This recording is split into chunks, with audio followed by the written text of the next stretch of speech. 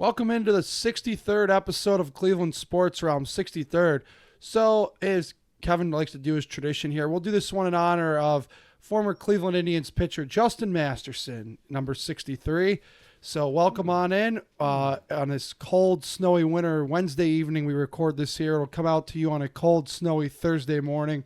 So, as you have your crappy drive time commute tomorrow with the snow, put on an episode of Cleveland Sports Realm where you sit in traffic and snow weather, or weather-related traffic, rather, I should say. So we're going to get right into it. Rob's with us tonight. We have a little something special, wouldn't you say, Rob? Yeah, special. We're going to do something a little fun. Probably put it together. So I was asking the boys this week earlier, and I think it's going to be fun for us to just go through some stuff, and it's going to be fun, even more fun for you guys to listen, because I'm sure there's going to be some hot takes. Yeah, it seems, I mean, we have kind of no clue what's coming on. You hinted at it, but we still don't really have the best idea, so it should be fun to see what you've got planned, Rob. We're happy to have you on the show once again. Absolutely, and then Derek's on the other side of the glass as well. So, as always. All right, that's the whole crew's here, the whole staff's here, so let's get into some sports stuff before we begin the games, as we do every week. Obviously, second word of the title. Yeah, that's right. Cleveland Sports Realm. I think news that rocked the NFL: Mike T is no longer coaching the Steelers, and this is something that I think, guys, for me, I think we all saw the writing on the wall with this one, and it looks like the Steelers still, according to their owner, would not fire him, and I think even Mike T realized it was time. And all good things come to an end. And 19 years, that's a long time. If you are curious, check out our Twitter. The Browns had 9 different coaches during that time frame. I put the list out there today off memory, mind you. And then I checked myself after, and I happened to be correct. So obviously we know the Steelers don't change coaches. This is like they change coaches less than there's a new pope. And I know that's been going around lately. And it's true, though. I mean, this is a monumental event. I mean, Mike Tomlin served – there was 6 different presidents while Mike Tomlin was the Steelers coach. So this kind of rocked the NFL news. Like I said, though, I think at this point Mike T knew it was time, and the Steelers still weren't going to fire him, and I think he knew at this point nothing was going to change, and they probably were going to do something similar next year, so he was ready to move on. They weren't, but I respect Tomlin for realizing it was time, and he didn't have it anymore. You know, as far as being a successful postseason coach, I mean, really, he got his ass kicked the last 7 times he went, and he tied Marvin Lewis, who is notoriously known for being the most mediocre coach of all time for most playoff losses in NFL history consecutively. So for me, I think this was probably something the organization should have realized to do, but I'm glad Mike T realized it, and that's where we're at. Yeah, I thought it was interesting that it basically ended up being Tomlin's decision, because I thought Tomlin honestly would have rode that contract out, or at least tried to stay with Pittsburgh. $25 million. Yeah. I mean, he was paid very handsomely in Pittsburgh, and I know it's not the popular belief, but I still think he's been doing a great job over the last 5-7 years with what he has been given. Now, the 3 of us have debated with, friend of the show, Nate, who we've had on a few times, big time Steelers fan, whether or not the Steelers organization, where they're at right now, is a result of Tomlin, was it a result of ownership, management. And I've kind of come to my own conclusion. I know, Rob, you agree with me for the most part, but I don't blame a lot of the Steelers' failures on Tomlin unless the roster construction he had a huge hand in, which the report is that he did have a significant hand with the roster construction. So I do see that point from the Steelers fans if that report is true. But I think when you go into seasons, basically from 2018, 2017 on, with a washed-up Ben Roethlisberger, Kenny Pickett, Mitch Trubisky, Duck Hodges, a washed-up Aaron Rodgers, I don't really see any point where the Steelers would have been favored in any of those matchups outside of maybe the Browns game from 2020, the 2020-2021 season. And the only reason you would probably give them the upper hand in that advantage is just because they were big brother, and that was a hump that the Browns had not gotten over. Not necessarily that the Browns didn't have the talent. It was just when they went into Pittsburgh since 1999, it has not treated them well. So that's the only game I can really look at. They've gone up against, they constantly face the Patrick Mahomeses, the Josh Allens. I mean, this past year they faced C.J. Stroud and the Houston Texans with a phenomenal defense. And Stroud basically, he tried to hand that game away, it seemed like, when we were watching that game the other night. But obviously the Texans were able to prevail. Aaron Rodgers had a couple costly mistakes, and that's a Hall of Fame quarterback that's making those huge mistakes in that moment.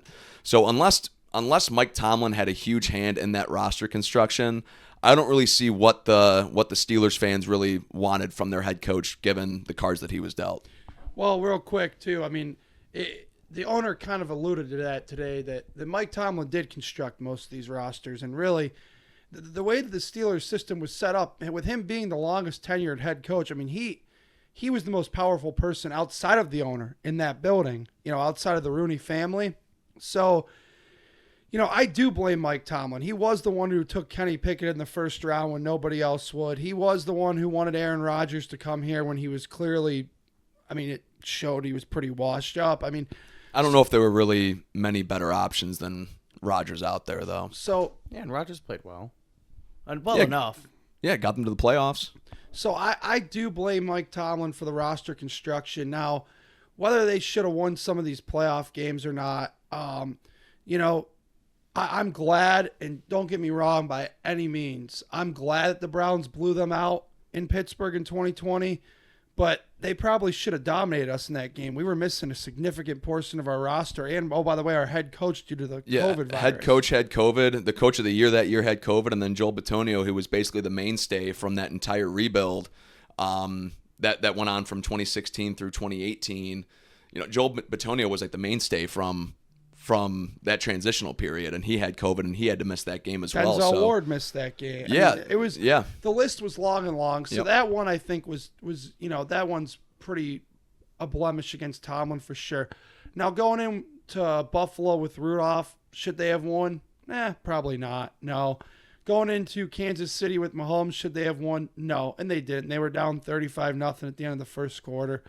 The game against Houston the other night, Houston's defense is phenomenal, but their offense was non-competitive. So I put think more of it on Tomlin than you definitely do. So I think we disagree there. How about you, Rob? Well, I'm the same way. I've been, Kevin took the words right out of my mouth. I've been saying it all week. I think it's kind of ridiculous how much blame Tomlin gets.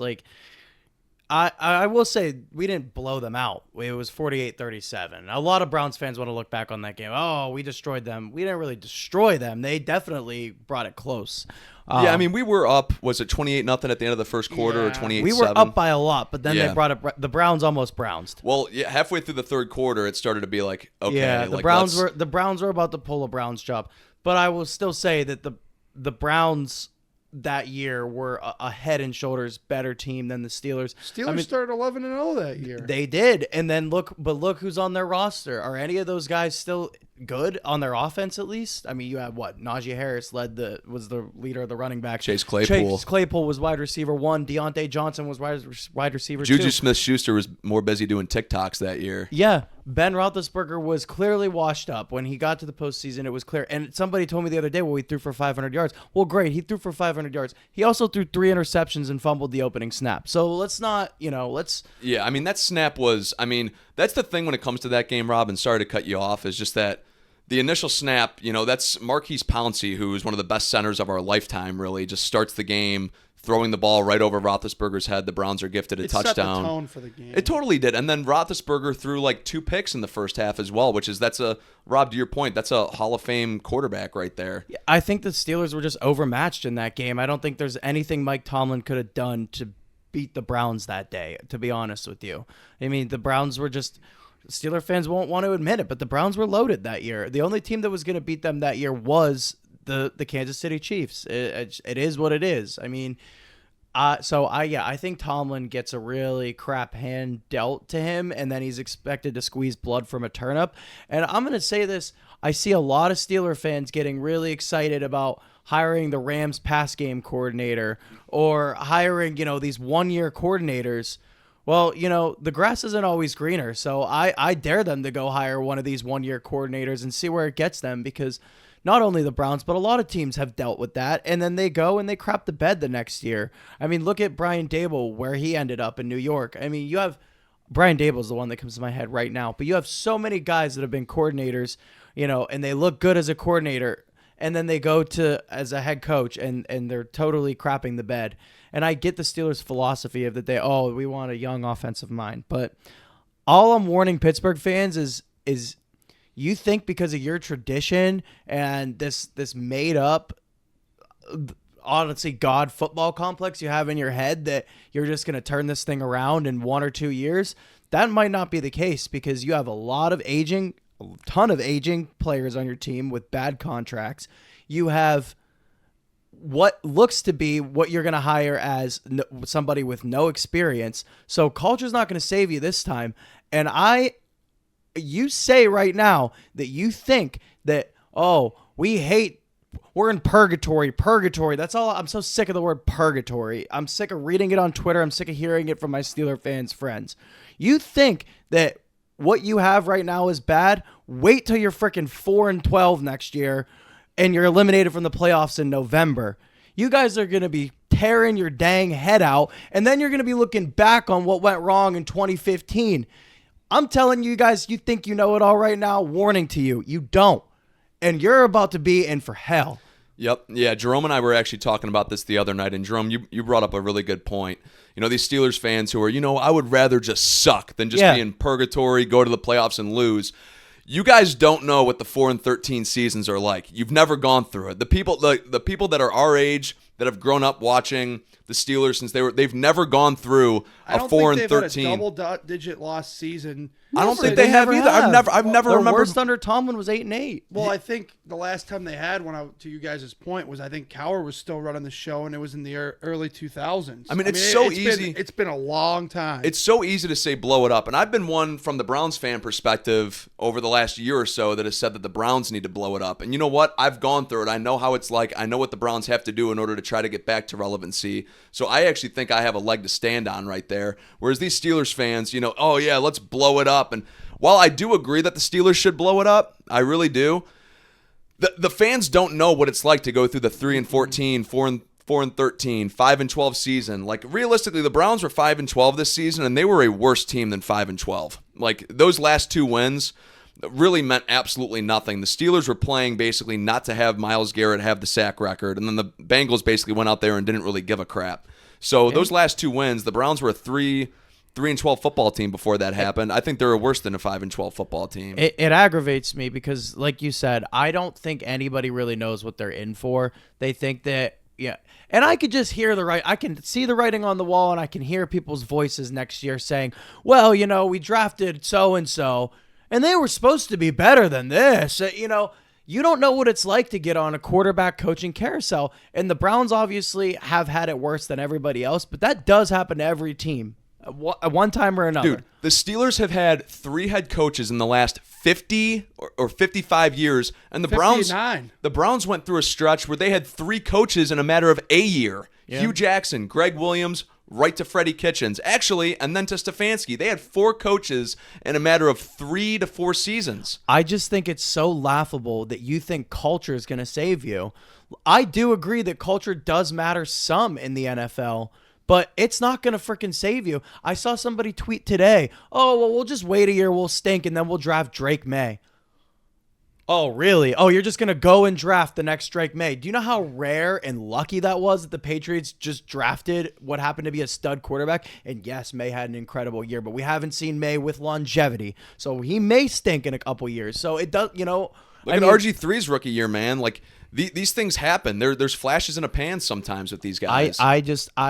I know, Jerome, you agree because of how much you have a disdain for Steeler fans.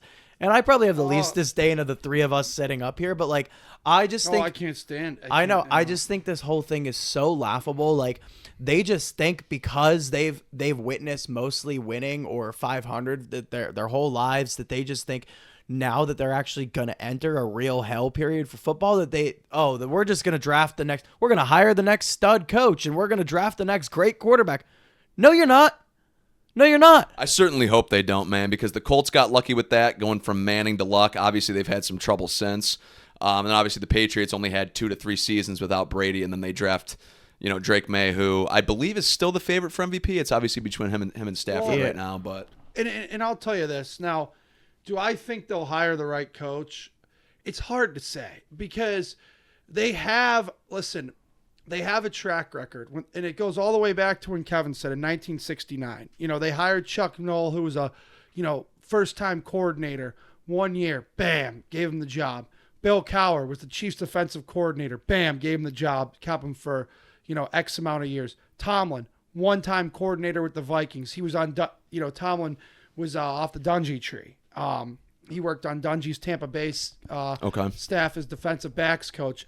Then went to Vikings for 1 year in 2006, and they gave him the job. And all three of those worked out. But the thing is, from when they hired Tomlin, the league has changed so much. Like they're the people who are hiring him, the Rooney family, they haven't gone through a hiring cycle in damn near 2 decades. So do they know what the hell they're looking for? 100%. And now, listen, with that being said, I could see them hiring like Chris Shula, Rams defensive coordinator, and it working out gret. Like him. That's who I think they're going to end up hiring. And the other thing, like you, I don't remember which one of you guys said this. It's not, all their problems.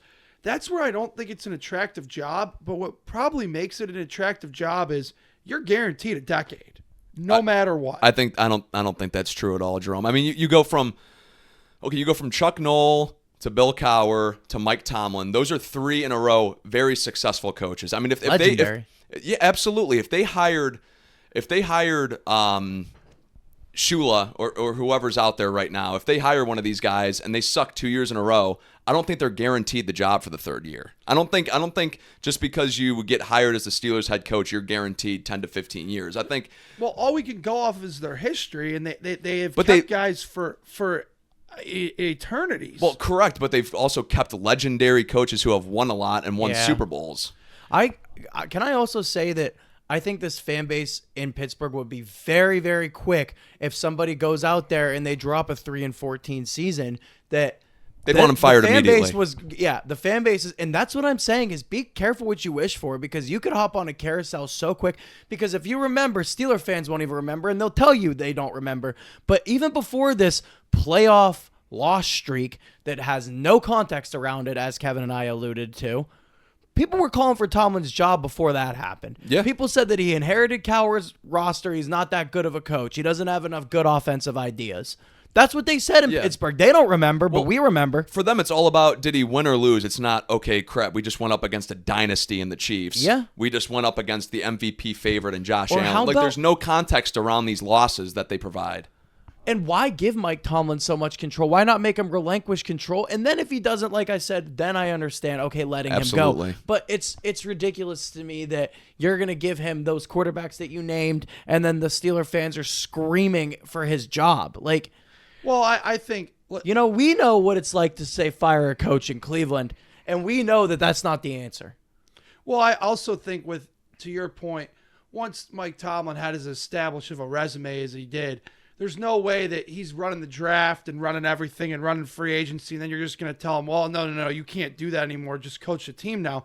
That was never going to realistically happen. I mean, he was either going to run everything or he was going to step away, and he chose to step away. I mean, I'm just saying everything's negotiable in life. I mean, if you pull the turds and say, we would prefer to have some say in roster construction now as opposed to giving you all the shots. And if it didn't happen, then I get firing him, like I said. But you know what? I don't know. I'm just laughing right now from inside. We have friends. I have a lot of friends in group chats looking at all these names, and it's such wishful thinking. You're telling me you're Marcus Freeman. Oh yeah. Marcus Freeman's going to leave an absolute blue blood making the money he is to go to the crap storm brewing in Pittsburgh right now. It's ridiculous. It's wishful thinking, and I can't wait till point and laugh next year, if I'm being quite honest. Well, like I said, the only thing to me that makes it an attractive job right now, you have a horrible quarterback situation. The Watt contract extension looks like it's going to age like a gallon of milk you left in your fridge. Jerome, for you 2 just weeks. said the reason you think it's attractive, and then just started listing off two horrible things about that. I misspoke. Steelers. I'm gonna get to the attractive part. Okay. But yeah, I know what's attractive about it. But and then, like I said, the attractive part is you have the most patient ownership group in the NFL, who's not willing to get rid of people. Now that I can agree with that they have a very patient ownership. Absolutely. Yeah. I just think if And an impatient fan base. I'm just saying if they hire a guy and he combines for 10 or less wins in the next 2 seasons, I think he's out. I don't think so. I don't agree. think so. I think that I think no matter who they hire, based on their track record, that they will give them, let's say hypothetically, a 3-year deal. They will honor that deal, and I think this hypothetical person, whoever takes this job, you're guaranteed 3 years at minimum. I think. I think at minimum 2. You know who else? You know who else had a great culture? My point is culture can't save you, and that's what Pittsburgh thinks. Is they think, because Drum, you're saying that they're gonna hire a guy, and because in the back of their mind they know we have this winning culture, it's gonna click eventually. Culture doesn't save aging contracts. Culture doesn't save bad draft picks. Culture doesn't save not being able to build a roster built to win. And that does fall on Mike Tomlin's shoulders, though, because a lot of that was him. But go on. So I guess we'll see what happens then. I mean, but the 49ers, they had a fantastic culture in the 70s, 80s, and 90s. And guess what? They stunk in the early 2000s until they hired the right guy. You know who else had a great culture? The freaking Cowboys. And look what the Cowboys are. If anybody was in this made-up football purgatory worse than the Steelers, it's the Cowboys. They had a phenomenal culture. Culture doesn't save you. It doesn't, and it's just aggravating. Sorry, I'm on my high horse a little bit, but well, yeah, I think you are right. And here's the one thing that I'm looking forward to. We've been told as Browns fans that this is the Steelers fans are just an excellent fan base, and they're so loyal and this and that. The loyalty's never been put to the test. Are you gonna fill your stadium like the Browns fans still do to watch crap football? Are you going to travel like you still do? Are there going to be rags waving everywhere? I think the rags are going to go away and the seats are going to be empty. Jerome, I completely agree with you. I think if they're 3-10 at some point next year, I don't think you're going to see the stands too full, obviously, in Pittsburgh. I think that's damn near a given, quite honestly. And honestly, I wouldn't say that the Browns are still packing the stadium to the brim anymore. I think no, but it's also been over a quarter century of horseshit. That's the point that I'm getting to, though, is that when you see losing for so long, and you finally think that you've had your guy, and you are still selling out the stadium, and you're still selling tickets, and you get rid of that guy, and you do what you did to get the albatross, and you still suck, that's when you start seeing the stands not as full. That's when you start seeing the bowl not as full. And that's what you've seen the last couple of years with the Browns. When the success has not been there, the stadium has not been packed. But what's crazy to me is it hypothetically looking at it from a fan point of view, it should have never taken this long for us to see this many empty seats in our stadium. I agree with you. I mean, the Browns were stubborn in the sense of loyalty Browns fans were stubborn in the sense of loyalty for the last 22 years, up until really halfway through last year, maybe.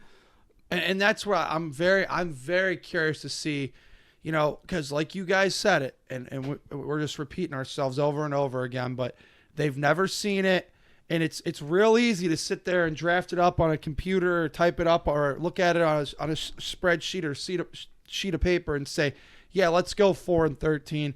But when you are a fan and you live that every Sunday and you wake up and you are a passionate, diehard, loyal fan, like many of the Steelers fans, all three of us in this room it's a test. It's a test of courage and strength and fan support.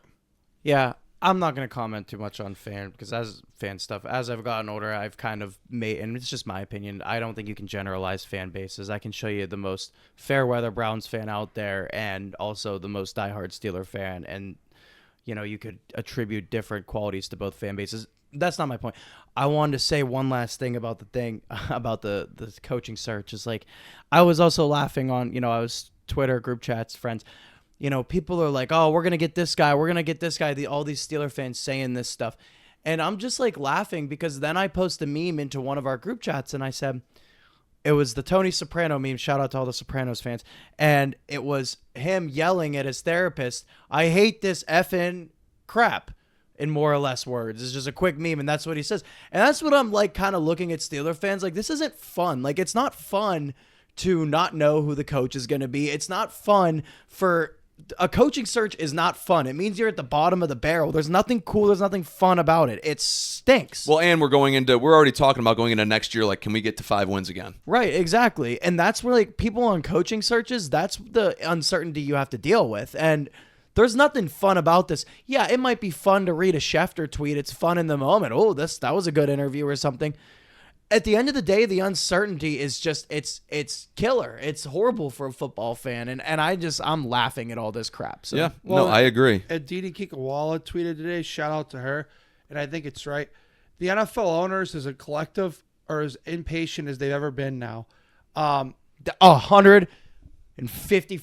I think a lot of that has to do with social media. Yeah. Kevin and I have been on this high horse forever, but please continue. Because you have 9 openings right now. That's a lot. That's over a quarter of your league. In 2022, we had 10 openings in the league. Do you know that 8 of those 10 men who were hired in 2022 have already been shown the door? I believe that. Yeah, I mean, That's unbelievable. Since I've been riding high on this point, I'll touch on that. This has been my theme of talking sports for the last 2 months, and I said it on the podcast. It's not just sports; it's across all media. Is people want instant gratification? They want what they want, and if it's not exactly what they want, which is for the Steelers in this case, a 13-win season in 2 years, then they're going to be pissed. And you know what? Sometimes you just have to be patient. You have to let things go as they are. I think that there's so much impatience in how we watch. You look at narratives around quarterbacks that played this weekend. All you see is Trevor Lawrence sucks. He's ass, people are saying. After you had a hell of a last 4 weeks of the year. Right, exactly. CJ Stroud, people are claiming after the Steelers game, he's not a franchise quarterback. He's terrible. Who's made the divisional round all 3 of Right. his years, Yep. You have people saying Jalen Hurts, who is a Super Bowl MVP and 2-time NFC champion. Yes, correct. You heard that again. He stinks. That's what people were saying. Well, and the rumors of the Eagles, like Eagles fans wanting Sirianni gone when a year ago they won the Super Bowl. You talk about a fan base that's just out of control. It's absurd. And my dad and I were talking about this when we were watching the game together on Sunday. There's no more out of control, out of hand, asinine, delusional fan base in America than Philadelphia fans. I agree. They are literally third down. They're booing this team.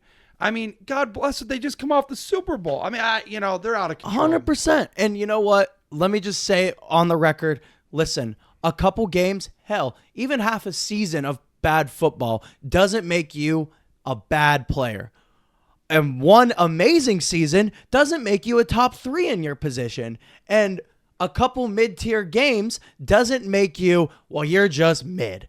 It's not how it works. You need to see a body of work, which is why on the opposite end, no, Trevor Lawrence is not ass. And guess what? Drake May is not a top 3 quarterback. Just because he had a good season this year doesn't make him a top 3 quarterback. I agree. You want to talk about the wild card round, which People talking about Patrick Mahomes sucking because they didn't make the playoffs this year. People were, he gets ref help, or Josh Allen. If he loses, the narrative around Bo Nix next week is going to be, if he loses, it's going to be really hard. He's a fraud. For him. Yeah, that's what you're going to hear. He's a 1 seed in his second year. Well, we need to calm down as a people that ingest media. I agree. I got to get off my horse because I'll talk for the next It's all right. 4 hours. So, do we want to stick with the NFL and actually talk about some of these divisional games? Because you want to talk about Drake May and Trevor Lawrence. So let's quickly recap the wild card. Obviously, now this is my opinion, and I don't know what you guys thought. I thought we had 4 excellent games. The first 4 as they came in chronological order, the 2 Saturday and the 2 Sundays. And then the last 2 games were kind of clunkers. I mean, Well, I will say the Pittsburgh game was good. It was good until about the fourth quarter. Yeah, but it was good because of bad football being played, though. Yeah. Well, I was entertained. And I have to say I didn't think the New England and neither of those quarterbacks played any good. Herbert nor Drake May, in my opinion. But obviously we They had stink. the Carolina and Los Angeles game comes Great down game. to the last drive, and Bryce Young gets a fourth down pass dropped by Jimmy Horn Jr., which, by the way, I didn't think had he made that catch, they didn't have much time left anyway. No, but it would have given them a shot, It would have obviously. given them a shot for a Hail Mary. What's being forgotten there, too, is that Bryce Young really did squander those first 3 plays of that drive, too. Yeah. So, it is what it is. I mean, the better team won that game. Let's not beat around Good the bush for here. Carolina, though. Yeah, good. Carolina had a good season for what their expectations were coming into this year. I think Bryce Young really proved a lot of people wrong this year. I mean, you want to talk about somebody who was really considered one of the biggest busts. Like, people were calling him one of the biggest busts of all time. Yeah. After his first 2 seasons, and then he leads his team to the playoffs. Granted, they were 8-9. It wasn't an amazing team season, but hell, he got them there. They hosted a playoff game. I actually thought it was really cool to see what Carolina did this year. I had a lot of fun watching them. The one thing that's interesting about that division is I was thinking about it, and I don't know, I'd have to fact check myself on this. When was the last time somebody won that division with an actual winning record, though? That division, and I know we were just talking about instantly, but that division year in and year out stinks. Probably the Buccaneers like a year or 2 ago. Didn't the Buccaneers host and they were above 500? Tom Brady. But Tom Brady won it with a losing 8-9. Like, I think the last several years, the team who's won that division has been 8-9. I don't know. Well, we got to make these picks, huh? Yeah. And then, obviously, the best of the weekend was obviously the Bears' historic comeback, which was fantastic. Yeah, which was fantastic to see. And friend honestly, of the show, Josh Stigman, was extremely excited about that. Honestly, I was texting him I thought throughout. it was cool because it's been a while since the Bears have won a playoff game, and they got to beat their arch nemesis. It reminded me a lot of when we did beat the Steelers in 2020. Yeah, I actually think I compared it to that last week. Yeah. Yeah. And then the Buffalo-Jacksonville game was great too. And then obviously Kyle Shanahan with that play to Juwan Jennings to throw that ball to McCaffrey was fabulous. Amazing. So that leads us to where we are now, where the 6th seed Bills, who they're 1.5 point underdogs, who will officially going into Denver. Officially never host another game at Highmark Stadium. They're done there because the 7 seed's out. Right. So they are heading to the Mile High to face Sean Payton, Bo Nix, and the boys. And you said Buffalo's a 1.5 point underdog. They're a 1.5 point underdog. Well, I don't know if you knew this. As of the recording. The receivers already were in dismay. And then Tyrell Shavers and Gabe Davis both blew their ACLs in the Jacksonville game. I didn't know that, yeah. They are down to like 3 healthy bodies that Josh can throw to. So this is going to be tough. And that's a good Denver defense. Yeah. Oh, man. You know what? I think Denver, they have You want me to lead this one off, bud? a hell of a defense. I've got my pick. Go ahead. I've got the Bills covering and winning. I just think when it comes to playoff time, I think quarterback, who you have at quarterback matters so much more in the playoffs than it does in the regular season. Yeah, but he's got nobody to throw to left. That's okay. That's okay. I'm okay with trusting Josh Allen as opposed to trusting Bo Nix throwing to Cortland Sutton. Yeah, that's just me, that man. Denver defense is good, but give me the Bills plus the 1.5 and to cover and to win. Yeah, give me the Bills plus the 1.5 to cover and win the game. Robbie? No, I'll take Buffalo. Clean sweep here. All right, so we'll all take Buffalo. Another 6 seed, San Fran. They're heading to Seattle. We watched this game a few weeks ago for this 1 seed, which was a big difference, obviously, between the 1 and the 6 seed. And Seattle won it. I bet them that night to win and cover, and I think I'm taking the Seahawks laying the 6.5 at home. Is it still 6.5? 7.5 right now. Ooh, the big point, man. Yeah, point really makes making a you think difference. about it, huh? Because I want to say I was going to say they won by a touchdown. You know what? I like San Fran to cover the plus 7.5, but give me Seattle to win at home. Okay. I'm actually going to go with, the Seattle Seahawks remind me so much, and I know it's because of who they have at quarterback. I know that's why. They remind me so much of last year's Minnesota Vikings team that had such an amazing regular season and not so much in the playoffs. And I like Kyle Shanahan in the playoffs. They seem to be represented in the NFC Championship, what feels like every year. I like the 49ers to honestly cover this and win outright. So Wow. I've got both 6 seeds winning. Well, I'll tell you this much. You're just telling us you're not a believer in Sam. I like Sam Darnold. I like the 49ers more than I like the Seahawks. All right, I do Robbie? like Sam Darnold, though. Yeah, I know San Francisco's really beat up right now, but Kyle Shanahan in January is a different animal. Brock Purdy's shown to have a lot of January DNA as well, so I think I'm going to go with San Francisco over here. Also, Christian McCaffrey's just an absolute weapon.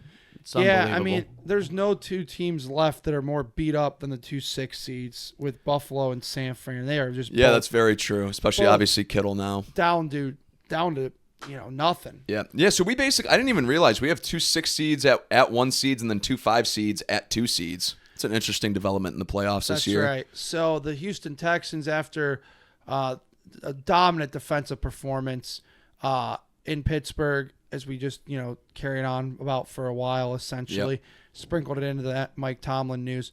That Houston defense is really good. Kevin, what's the line? The line on this game, Houston is 3-point underdogs, so the Patriots are laying 3. You know what? The New England defense was great on Sunday night. They tormented Herbert, but so did the Houston defense torment Aaron Rodgers. I think you get a low-scoring game here. I'd bet the under. Just to let everybody the know. points are at 41. Oh, I'd slam that under, and I probably will, in fact. Okay. I think you have a low-scoring defensive battle, but you know what?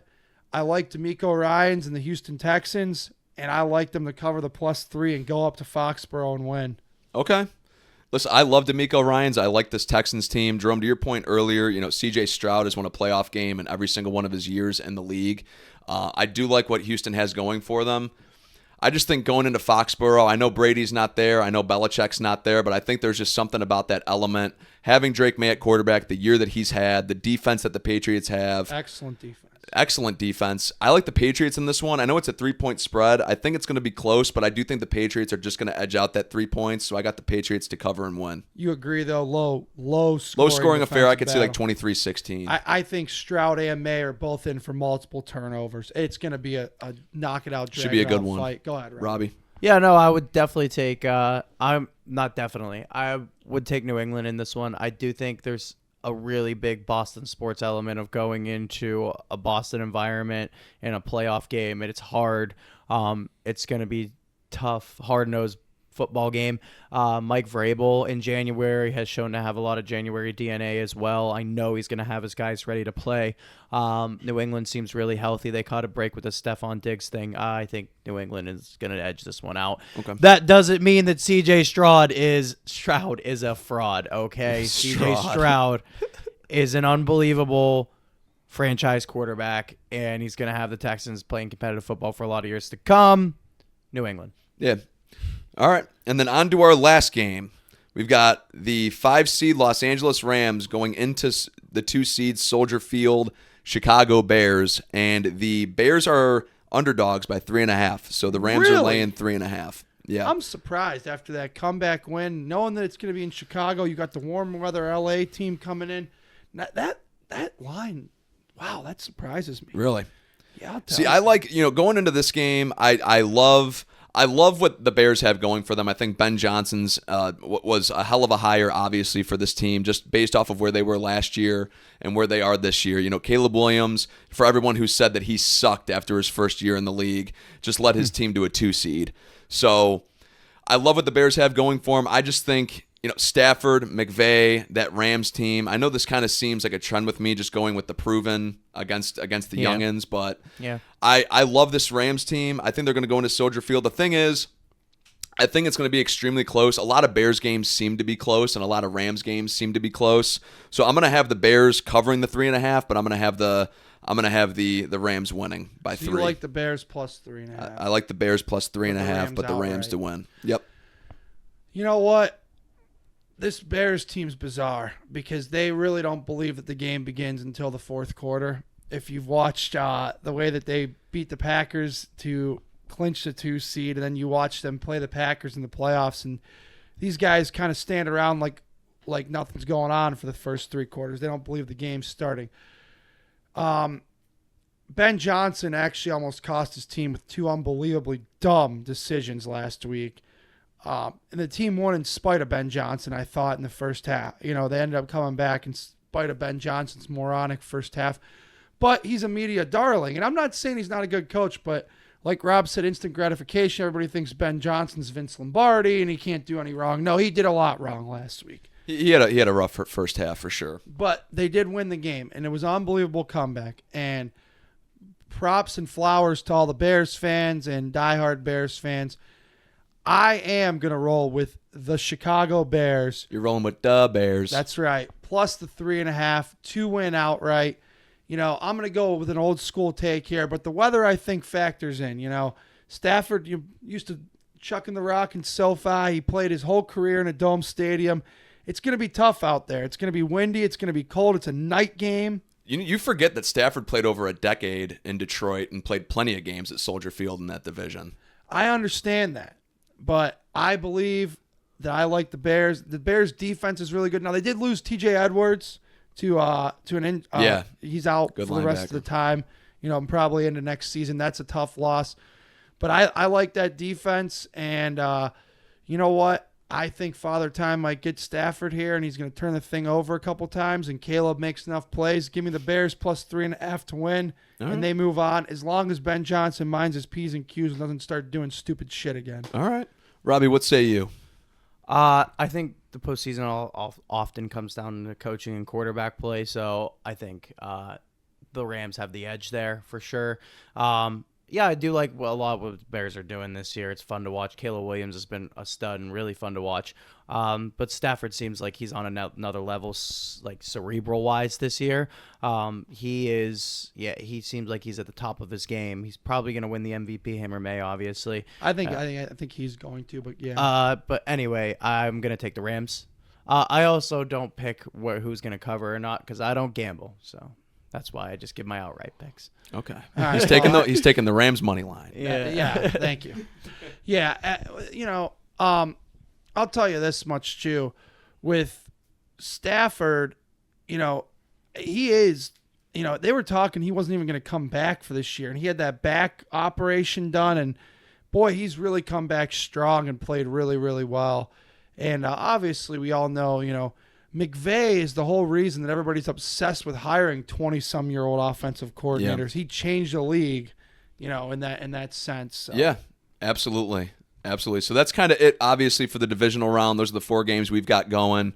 And then last game, not NFL-wise, but it's going to be played Monday night, is obviously the college football championship, which we've got, obviously, the Miami Hurricanes going up against the Indiana Hoosiers. Let me pull that up. It should only take me a minute here. Well, I apologize. I did not have that ready immediately. Oh, you're fine. I put you on the spot. Oh, that's okay. It looks like the Indiana Hoosiers are favored by 8.5. At Miami's home stadium. At Miami's home stadium. Yeah. Now, that'll be interesting because, you know, Miami won a very, very knock it out, drag them out shootout with Ole Miss. Yeah. And my guy, Trinidad Chambliss. But, yeah. And then obviously Indiana just destroyed Oregon. I mean, the game was over by the end of the first quarter, really. Yeah. I know you and I watched that game together. The thing was finished. I mean, we could have went to bed. Now, we did watch the rest of the game, but really it was kaput, done with.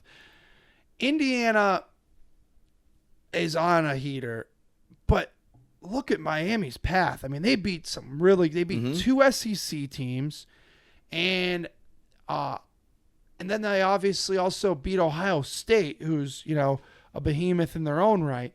So I think Indiana's had a tough path, but it's not like Oregon. I think Miami's had a tough path, but it's not like Indiana just pranced through garbage teams either, right. You know. So this is a really interesting game, and I know a lot of folks are projecting a blowout, and I think that's because we just watched Indiana beat the crap out of Oregon, and we watched Miami have to really struggle to beat Ole Miss. Well, and Indiana beat the crap out of Bama. They won by 5 touchdowns. Yeah, Indiana's point differential this postseason has to be out of control. 69. 35 plus 34, yeah. Yeah. That's the point differential there. You know what? I'm going to make the unpopular selection here. I think somehow, some way, Miami wins this game and covers the plus 8.5. Wow. And wins this game. I could be sounding like a total idiot. Maybe I'm just riding with the Canes too much, but I think it also does help them if they're at their home stadium. I get it. It's not Yeah. technically, you'll have the field split with one end zone painted Indiana on one, and there Sure. will be a ton of IU fans down there. We saw they took over Yeah, they did. the Peach Bowl in Atlanta. They took over Mercedes-Benz Stadium. So don't expect them to not travel to Miami. Also, they're in Indiana. It's nice to get a vacation at this time of year with the crappy weather. Sure. But I do like something about the Canes being at home, and I think as long as Carson Beck doesn't do stupid crap, Miami's running back is really, really talented. Miami's got a good crop of receivers. Mendoza obviously was making all kind of NFL throws and I have to tell you, Kevin, I'll concede to that. He was excellent on Friday. And Dante Moore made the right decision today, by the way. I know that's off topic, but he did. He's staying in school. So I'm going to take the upset special here. Give me the Canes, and I'm riding with you. Yeah, you know what, Jerome? I got to give you some credit here Plus once again. 8.5. Once again, I had pointed this out a couple weeks ago when Miami had snuck into the playoffs. You had said this after week 4 or 5 that you truly felt that the Miami Hurricanes were championship contenders. I'm going to give you the rock again because I called your bluff on that, and here they are in the championship game. I don't blame you for tripling down at this point on the Hurricanes because every time you've called them a championship contender, you've been right, and they've gone out there basically and prove it outside of the first time. I think they lost immediately. But thank you. Here they are in the championship game, man. So I got to give you some credit there. I think I'm almost certain I've gone against the Hurricanes in every game leading up to this. So why not make it a 4th time in a row? What the hell? I'm going to pick the Hoosiers. This is a very Covering too?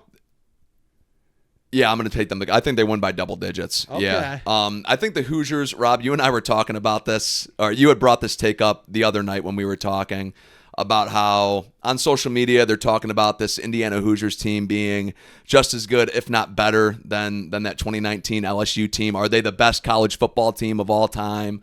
How everybody starts to get into those. Kind of what you were saying earlier. You're either the best or you're the worst. Fernando Mendoza is one of those quarterbacks I look at. If you're a loyal listener of the show, you know that I've been glazing this guy for the last 2 to 3 months. But I truly think he's the best quarterback prospect we've seen since Burrow, and Burrow was the best I had seen since Andrew Luck. I love this kid. I love that Indiana Hoosiers defense. That's something that LSU team, while they had the talent on defense with the Derek Stingley, Grant Delpit, Jacob Phillips, I think there was another corner in there that was really good on that LSU team. Their defense never really put up the defensive numbers you would have expected with that talent, while this Indiana Hoosiers team has. I truly believe this Indiana Hoosiers team is one of the best college football teams that we've ever seen. I'm not going to say that they are the best I've ever seen, but with how well-rounded they are, the quarterback play that they get, the receiver play that they have, it seems like I'm blanking on his name, but Mendoza seems to hit him on that back shoulder throw. Becker. Yeah, what seems like once a drive. The chemistry they have offensively, the chemistry they have defensively. D'Angelo Pons is an absolute stud of a corner. I'd love if the Browns could somehow snag him in this upcoming draft. I'm taking the Hoosiers by 10+ to cover and win easily. Random fact, but interesting fact, fellas. This is the 3rd straight year without a Southeastern Conference team in the title That is game. interesting. That is interesting. I still think it's absolutely bizarre to see this Indiana Hoosiers team that we've known to just be a horrible football team, a horrible college football program for decades. And 2 years removed from a 2-10 season, they're in the national championship game. It's one of the coolest stories that I can remember. Yeah, give a lot of credit to Kurt Signetti. Go ahead, Robbie, your pick. I'll keep it short and sweet. I'll take Indiana. Mendoza seems like he's on a different level. Signetti's coaching great. I would also just say real quick though, I think that Williams was a better prospect than Mendoza. Okay, I know that's the national opinion. Jerome and I weren't as high on Williams as the national media was. He should have went one. I thought Jaden Daniels was God's gift to quarterback. Yeah, that's just based off of how I look at quarterbacks coming out. That's just my opinion. Yeah, but yeah, I appreciate that. Yeah, I'll take Indiana. I appreciate it. All right. it. Well, that'll do that for now. Now here's to Rob's special tonight. We actually got to it later than we had planned. We'll just jump right into it. So we're gonna do some blind rankings. We're gonna jump around Cleveland sports teams.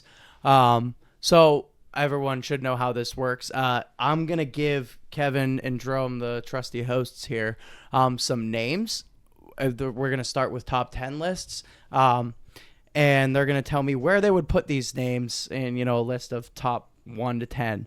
With not knowing who comes next. Without knowing who comes next. So, I'm going to start with Jerome, and Jerome is going to do some Cleveland Guardians players here.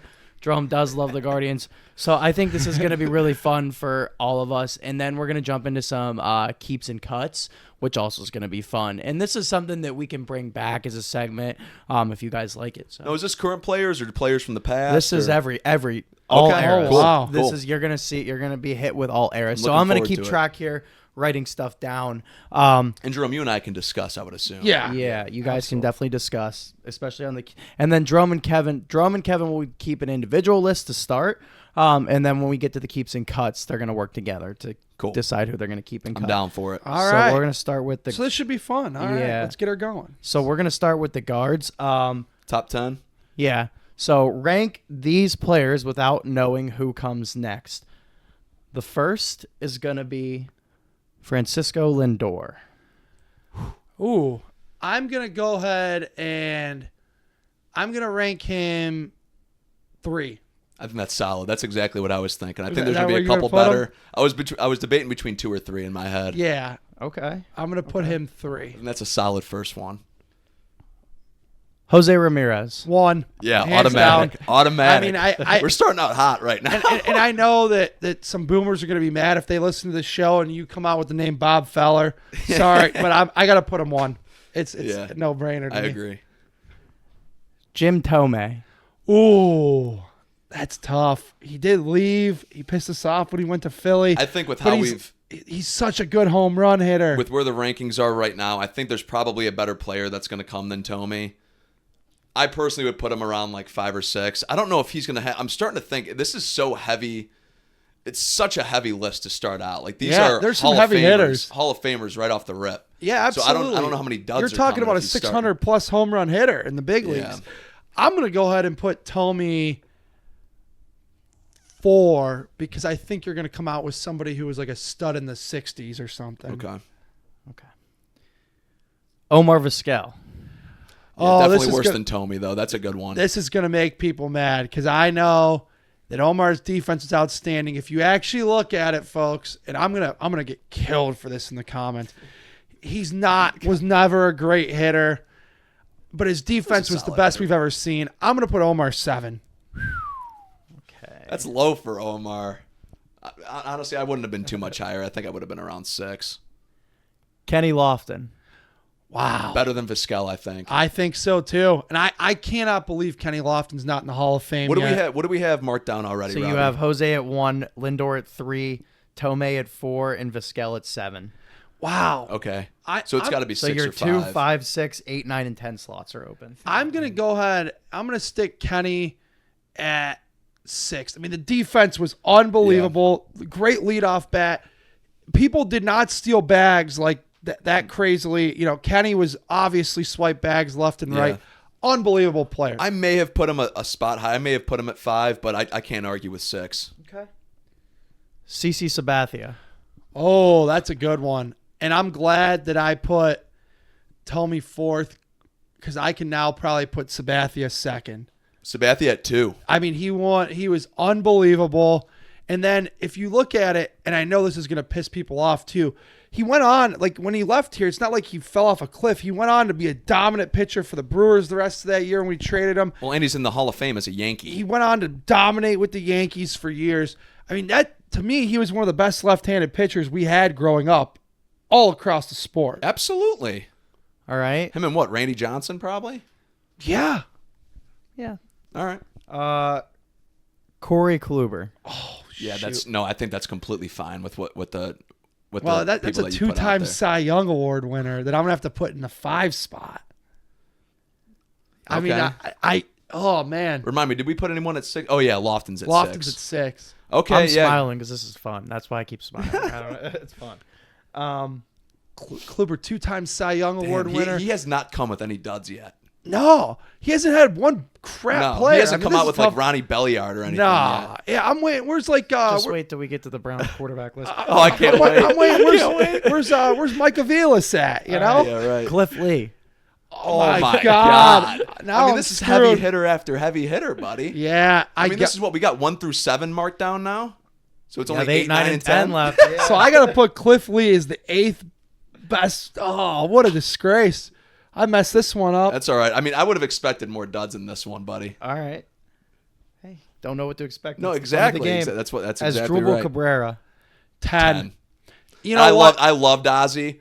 I loved him, but there's got to be. There's got to be somebody better. I love this also, Drupal Cabrera, though. realistically, he survived in this. His career lasted off that 25 home run, 92 RBI season for a long time. And it was a great one. Travis Hafner.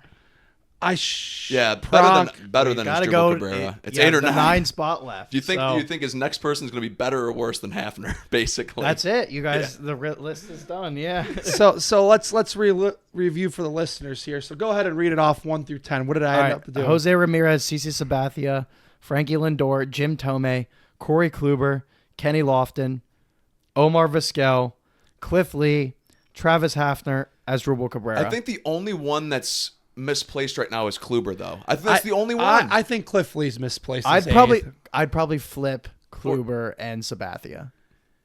Yeah, because Kluber won 2 Cy Young. Sabathia won 1 here. Yeah. That's true. And keep in mind, this is like an Indians/Guardians. It's not what Sabathia did and after. I'd probably flip Thome and Lindor. Yeah, I would have too. Based upon the fact Thome played more years here. So if you're going based Lindor off was special, their though. time. And also, I misplaced Cliff Lee. But I think overall, I did all right. Overall, it's not bad I think so far. it's good, yeah. You just got to put Hafner at 9 or 8. And we can post these after too on the page just so you guys can see Absolutely. the full ones. All right. All right, we're on the Browns quarterbacks now. And that's why Kevin's wearing the Browns hoodie. Did you give the last name? No, that was the 10. That was okay. Yeah, that was All right. 10. All right. Yeah. So, All right, Browns quarterbacks. All right, All so right. Kevin, here we go. So this could have Sipe, this could have Kozar, this could have Otto Graham. So this is from 99. Oh. Yeah. Okay. All right. I want to make it hard. Yeah, okay. Well, I appreciate you doing that because I Yeah. probably would have left one open for Otto Graham the entire time. So let's start with Would have had Cody Kessler at 1 or something. What a disgrace. Deshaun Kaiser will be our first one. Deshaun Kaiser was horrendous. Yeah, he There are a good. couple. I think there is maybe 1 or 2 worse, but I don't know if he's going to have him on that list. Like I would take Johnny Manziel, his Cleveland career. I would take that over Kaiser, like just his on-field play. Yeah. Like there, I think I might put Kaiser at 10. I think at I best was he's thinking 9 or 10 because I don't know if he's.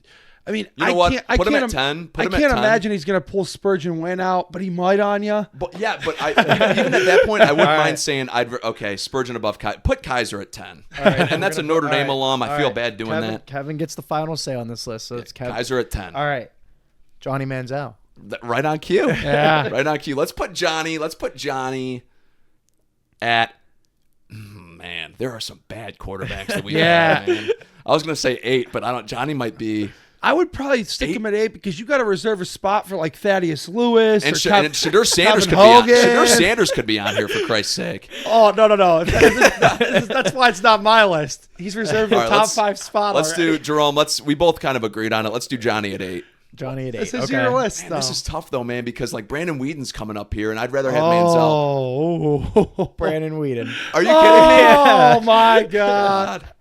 Now I kind of wish I would have put Johnny at 7. Let's put Whedon at 7. No, you got to put Whedon at 9 now. No, because I think worse than no, let's put Whedon at 9. I actually agree because I hated Brandon Whedon. He threw a beautiful deep ball, and outside of We've that, got our he was bottom useless. 3 solidified. You got your bottom 3 solidified. Derek Anderson. Derek Anderson's top 3 or 4 for sure. He was a Pro Bowl quarterback. I mean, his 2007 season was unbelievable. And producer Eric reminds Kevin to stay in the frame, please. I was getting excited. I'm gonna go because Baker I'd rather have than Anderson. Tim Couch, if he's on there, I'd rather have him than Anderson. I just would.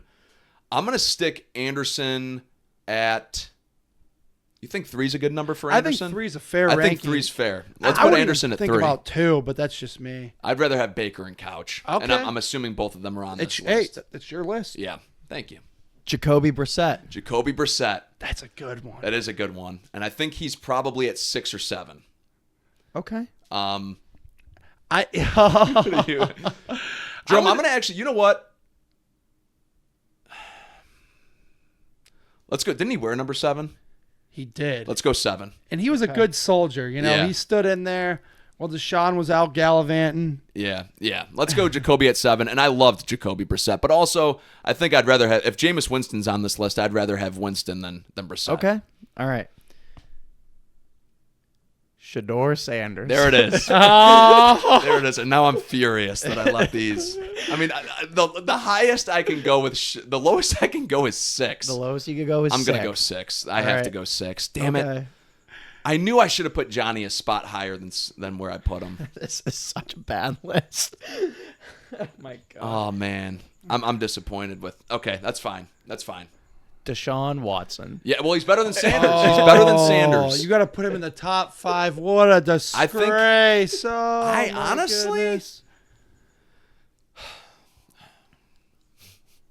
Colt McCoy could be on this list too. Yeah. All right, put Watson at 5. Put Watson at 5. I can't believe you even stopped to think about putting him any higher than 5. Well, think about the quarterbacks we've had. I'll take Cody Kessler over Deshaun Watson. I would not take All right, Kessler. so you have over your Watson. 4, 2, and 1 slots left. 4, 2, and 1. Yep. Okay. Brian Hoyer. Brian Hoyer's a solid 4. And I, you know what? I think I would have put him at 4 even with nobody else on that. I think that's a solid 4. He had a good year in 2014.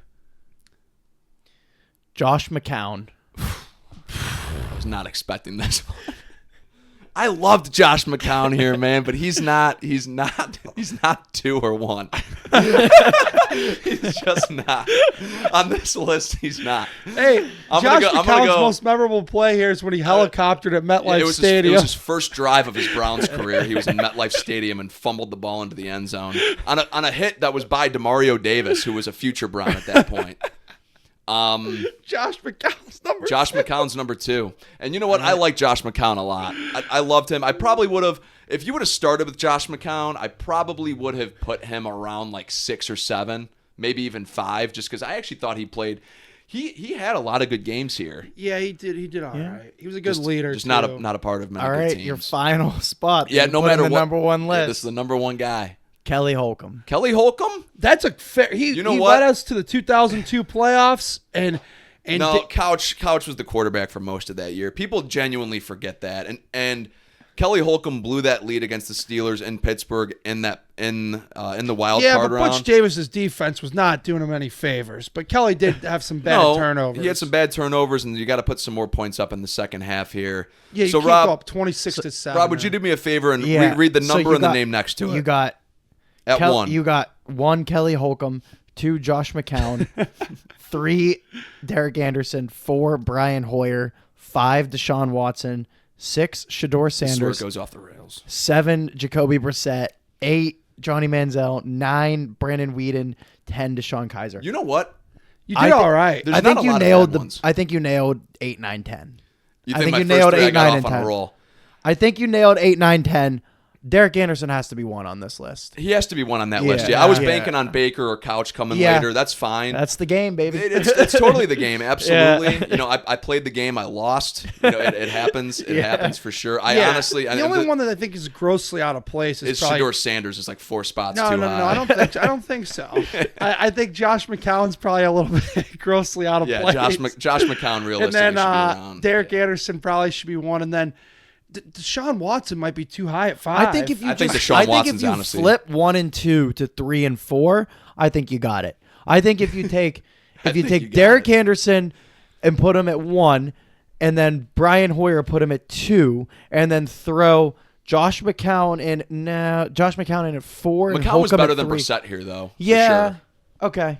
Yeah. So, the list is a bit butchered. There's a We'll- few- We'll, there's a few, we'll yeah. let the fans sound Yeah. off and see what they say. Yeah. It's not, you did all right for what. Yeah. Okay. I did fine. You did fine. You did Yeah. fine. It's all right. All right. What else you got On for to us, the buddy? next one. This has been fun so far. We're only 2 Yeah, I'm in. having a grand time. Okay. We got Cavs now. I believe Kevin's Cavs taking players. Cavs. Oh, I'm taking this one over. Yeah, that's right. That's Yeah. right. Okay. All right. We're gonna start Snake with draft. Big Z, Zadrunas Ilgauskas. Wow. Jersey's in the rafters, so immediately top 3 to 4.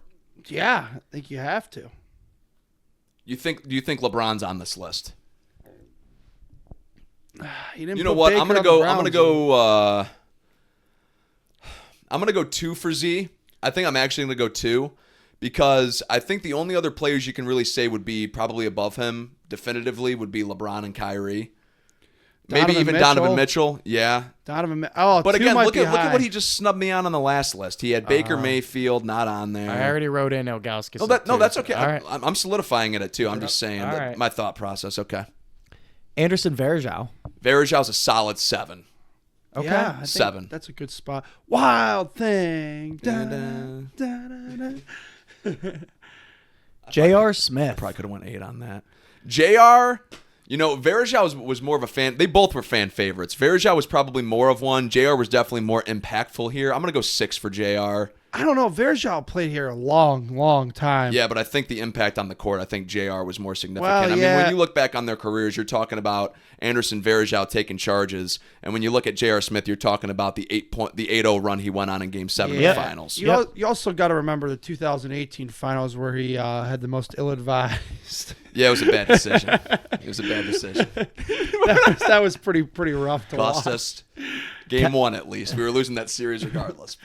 But. All right. Your namesake, Kevin Love. Kevin Love, love him. Pun intended.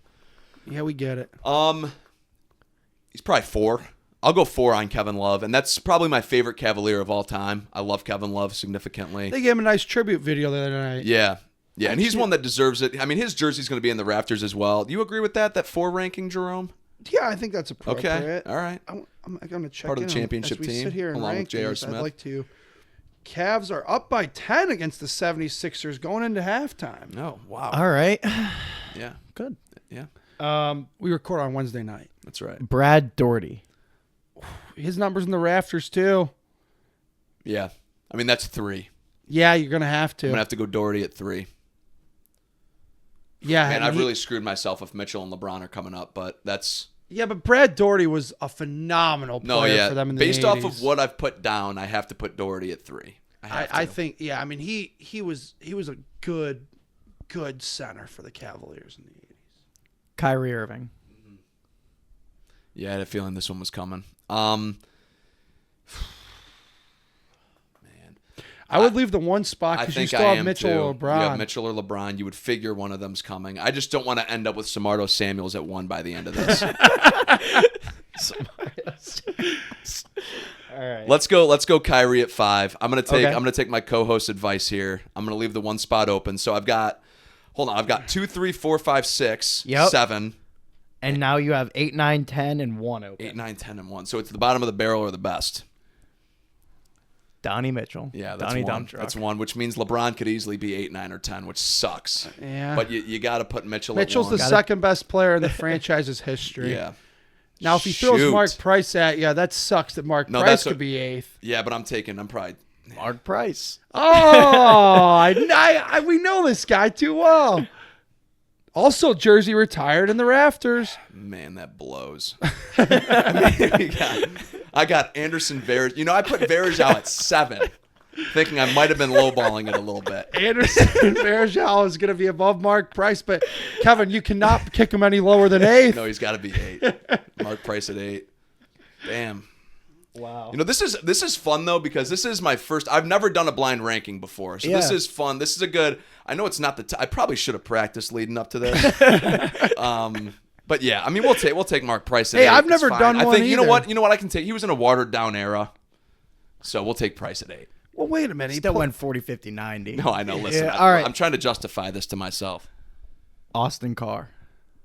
Another Jersey retired one in the pick. rafters. Number 1 overall pick out of the University of Notre Dame. Your favorite college, your favorite pro team, and you got to put the guy 9th. I gotta put him at 9. Which, like I said, you know what's funny about this whole thing is he really might be anchoring this with LeBron. And What if he anchors it with Ira Newble? well, then thank Christ. Ira Newble. Thank Christ. Then Now we're going to go Larry Nance Sr.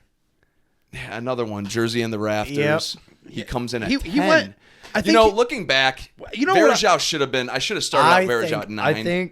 I think putting Ilgauskas too kind of tanked the list. Yeah, but that's one.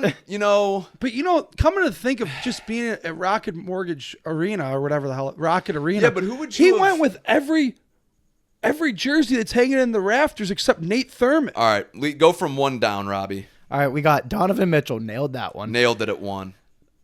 Zdrunas Ilgauskas. Brad Doherty. Kevin Love. Kyrie Irving, J.R. Smith, Anderson Varejao, Mark Price, Austin Carr, Larry Nance Sr. Yeah, J.R. Smith and Anderson should have definitely been 9 and 10. Yeah. I think you got to have Irving at 2. Yeah, 100% Irving at 2. I honestly don't think Ilgauskas was that misplaced. I know he was still too high. Kevin Love is probably a spot or two Brad too Daugherty's high as well. a significantly better center than Ilgauskas was, if you ask my opinion. Yeah, but I'm going. I didn't get to watch Daugherty play. Ilgauskas was a beast, man. I know what he was. And he developed that jumper outside. Yeah. I mean, he really developed into one of those guys when LeBron drove. He could dish it out to the corner and see what hit. He was an all-star the one year. He averaged like 19 and 10 or something like that. He was a great player. Yeah, Jerome, I'll tell you this right you know now, what? buddy. Based off of the 3 lists that we've done, I think you've done a better job than I have. Well, but it's tough. You don't know what's coming. I could really tank the 4th one here. Yeah, let's see. And on top of that, I didn't expect on the Cavs list again. He went with every jersey that's hanging in the rafters in that arena outside of Nate sprinkled Thurman. in J.R. Smith and Anderson Varejao. Yeah, I love me some J.R. Smith. What can I say? Outside of Nate Thurman, he went with every jersey retired. That's insane. Yeah. All right. The next one is more of a matter of opinion, but it is Brown's head coach candidates. Are we doing 5? Yeah, how many we got? We got 10. We got 10 We here. got 10. Brown's we got head 10. coaching candidates in this cycle. We got 10 in this cycle. Okay, all right. Now, you know what? This should actually be relatively easy. When I think. when I came up with the names, I was thinking, there can't be more than 10. There was way more than 10. Oh. There was names I left off. Oh, yeah, I'm sure. Okay. All right, we're going to start with a good one. We're working on this one together? Or do you No, have this one? is you, and then you guys go I together. can chime next. in like you did for me, though. Okay. The last two. We're going to start with John Harbaugh. Got to that's be one. Got to be one. Because Mike T doesn't want to coach. Oh, so you would have Mike T above Harbaugh? No, I would never. Oh. Yeah, Mike T, we talked about it. Tanked his own roster. Bad GM decision. All right. We're going to go right Go back to the first 30 minutes of the episode. Mike McCarthy. I know we differ on Mike McCarthy. We do differ on him. The way you look at Mike Tomlin, I look at Mike McCarthy. Like, just consistent winner. Ken Carmen once said he looked like a human bowl of mashed potatoes, and I think which by the way, ain't that the pot calling the kettle black? I never heard that. Dude, honestly, whenever McCarthy's brought up, that's Carmen immediately goes in a bowl of mashed potatoes every single time. And All right, where are you spotting him? I'm going to spot Mike McCarthy 4th. Yep. I think he's a proven. I think that's fine. Okay. Grant Udinski. Dude, to me, he's 8th. I'm a fan of him. I know I haven't gone into it. If it's not Harbaugh, that's who I would honestly prefer. That's next week's episode, but I just depending don't. on if they I hire just him. think that there's something to be said, and I know the McVay theory completely debunks this, but I think there's something to be said for a guy who's 30, who's bossing around 35 and 36-year-olds. Well, I also think McVay's the exception and not the rule, and that's not that. Yeah. Udinski couldn't be that, but that's a conversation. I'm going to put him 8th because you're going to probably put a couple of real downers on here that I'm going to slave space for. Mike McDaniel. To me, I'm going to put him 7th. I just think I know the way that this city and this fan base talks. I cannot see the dog pound responding well to a man walking around in capris. Yeah, I just don't. Well, if that's the reason you have him at 7, I think that's a bad reason. But for me, it's because Gets hot down there in Miami. He went into Miami. Had an extremely talented offense. Prime Tyreek Hill, Jalen Waddle. Tua was playing well at the time. A career year from Raheem Mostert and Devon Achane's played well. And sometimes you get absolutely nothing from that offense. But I also sometimes. think he did get screwed the one year that he had to start Skylar Thompson on the road in Buffalo, and they played the Bills pretty tough that year. I think Mike McDaniel's a great offensive mind who would be a hell of an offensive coordinator, but I just don't know if he's ready to bounce right back into another head man job. Yeah. Okay. So you have him at Tommy 7. Reese. I'm going to go 9. I don't Yeah. think he's ready yet. Just for the same reason I don't think Udinski's ready. Too young. Would He you rather also- have you? Yeah. He also coordinated the league's worst offense. Yeah, but he also did coordinate runner-up title teams at Bama. So Well, the he kid's also got a had- good offensive mind. He also had Shadur Sanders at quarterback, so let's cut him a break. No. We're not playing the Shador. We're going to actually have an episode without talking about Shador Sanders. Todd Monken. I think he's another good coordinator. I don't know if he's a good head coach. I'm going to go 10. I don't know that Todd Monken is ready to. I think if the Browns wanted to bring him as the offensive coordinator, please. I'd love for it. Because last time Freddie derailed him. Freddie didn't let him do anything. Freddie said, whoop-de-hell, this is my show. Yeah. All right, so you got 2, 3, and 5, 6 left. 2, 3, 5, 6. So Jim Schwartz. 2. Yeah, I knew you were going there. Yeah. That's kind of my last resort option to where I would not be upset if that was the hire. I just don't want them to promote Schwartz and then promote Go back to Reese. last week's episode. I did a whole campaign for Jim Schwartz, and I think he's ready again. It's been 10 years. Give him a shot. Dan Pitcher, Bengals OC. God. What's my lowest spot remaining? 6. Oh, man. Dan Slot Pitcher, him in. 6. He doesn't even coordinate the – I mean, he doesn't call the plays. Like, I know he coordinates Yeah, the he's offense. basically the Alex Van Pelt. Yep. He is a name that's being talked about. I know. MVP. He interviewed. He got an interview last week. I guess the Yinzer Haven, Nate Shieldhouse. Yeah, I see the Steelers fans are obsessed with this guy. I actually remember him as a player at Illinois, genuinely. You remember him as a Fighting Illini. The Buckeyes smoked him one year. I get 4 or whatever, or no. You have 5 and 3 left. Yeah, give me Nate Shieldhouse at 5. Okay. All right, so next one slotted in at 3 no matter what, huh? Yep. All right. I don't know if you're going to like your choice. Oh, no. Aiden Durd. Oh, man. Aiden Dirty's going to have to be 3. He interviewed. He's another one. He's like Dan Pitcher. We may not want him, but Yeah. So you ended up with another guy who doesn't actually call the plays. Number first here, Robbie. So you ended up with 1 Harbaugh, 2 Schwartz, 3 Durd, 4 McCarthy, 5 Shieldhouse, 6 Pitcher, 7 McDaniel, 8 Yadinsky, 9 Reese, 10 Monken. Okay, I mean, you know what, Jerome? I think there's only a couple blunders in there. I think for the most part, you have people rated I would appropriate. Durd but I is would too high. I would switch. What is it, Durd? It's Dirty. I think I would it's actually switch Dirty. I would switch Dirty and Odinsky.